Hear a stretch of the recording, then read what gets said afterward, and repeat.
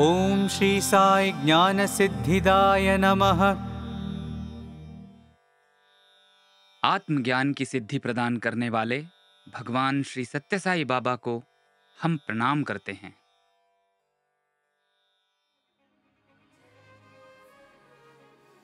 भगवान बाबा द्वारा स्थापित स्कूल कॉलेजेस में पढ़ाई खत्म हो जाने के बाद कई बार अनेकों विद्यार्थी अपने जीवन में आगे का दिशा निर्देश प्राप्त करने हेतु भगवान बाबा के सानिध्य में बने रहते थे, जिन्हें अमूमन वेटिंग बॉयज के नाम से जाना जाता था।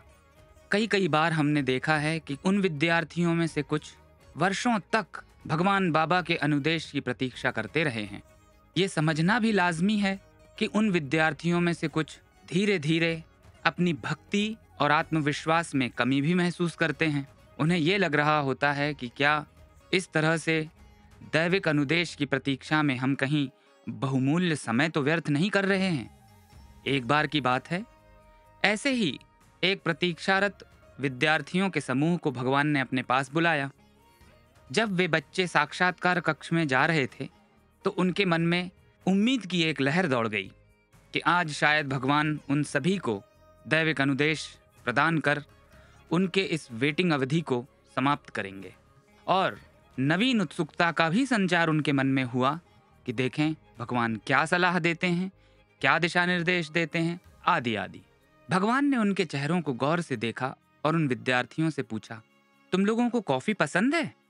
कुछ बच्चों ने सिर हिलाया कि हाँ पसंद है। कुछ लोगों ने सिर हिला के मनाही में जवाब दिया।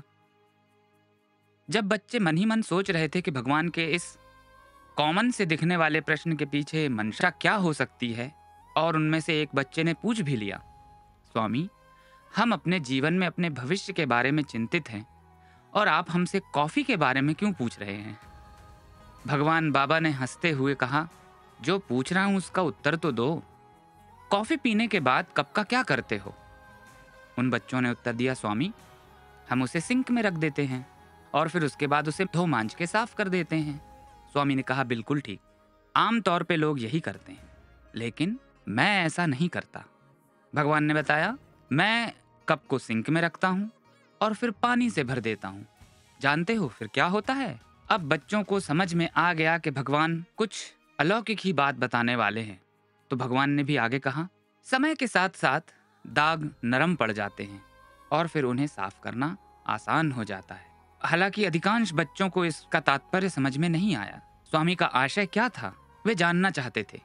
उनके हैरान चेहरे को देखकर भगवान ने स्पष्टीकरण दिया और कहा, तुम लोगों को लग सकता है कि कप को बाद में साफ करने के लिए छोड़ दिया होगा, लेकिन असल में ये प्रक्रिया शुरू हो चुकी होती है। जब सही समय आता है तो बस एक ही बार में झटके से सारे दाग आसानी से साफ हो जाते हैं और कप को धो के मांजने की प्रक्रिया आसान हो जाती है।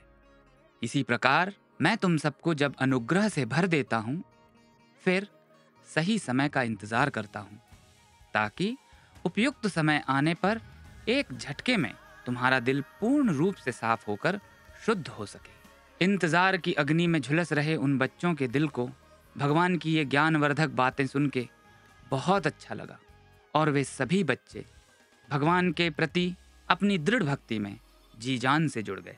तो ये इस नाम की महिमा है। आइए हम इस नाम का जाप पूरे भाव, भक्ति और श्रद्धा के साथ करें। जय साई राम।